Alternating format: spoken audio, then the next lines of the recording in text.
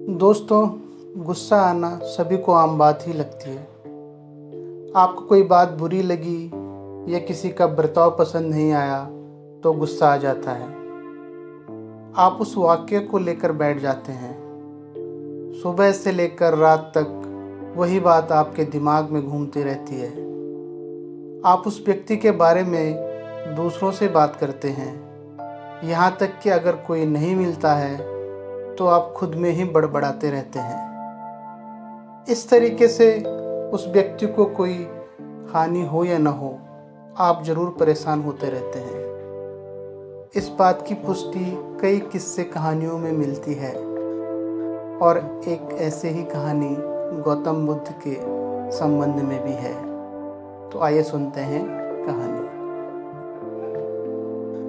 एक बार महात्मा बुद्ध एक गांव में उपदेश दे रहे थे कि क्रोध एक प्रकार की अग्नि है। क्रोध करना ऐसा है कि आप विष पिए और उम्मीद करें कि सामने वाला मर जाए।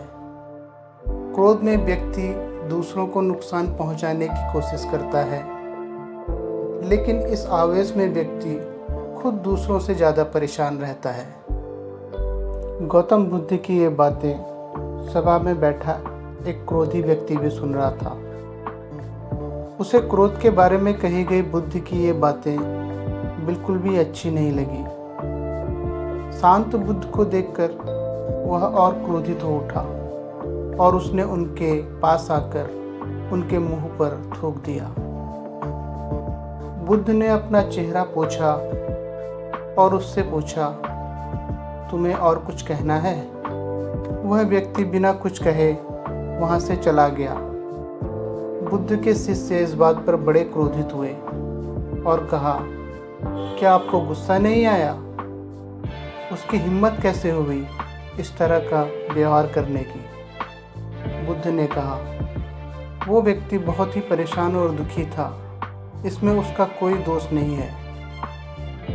सुबह तक उस व्यक्ति को अपनी गलती का एहसास हो गया और वह बहुत पश्चाताप कर रहा था।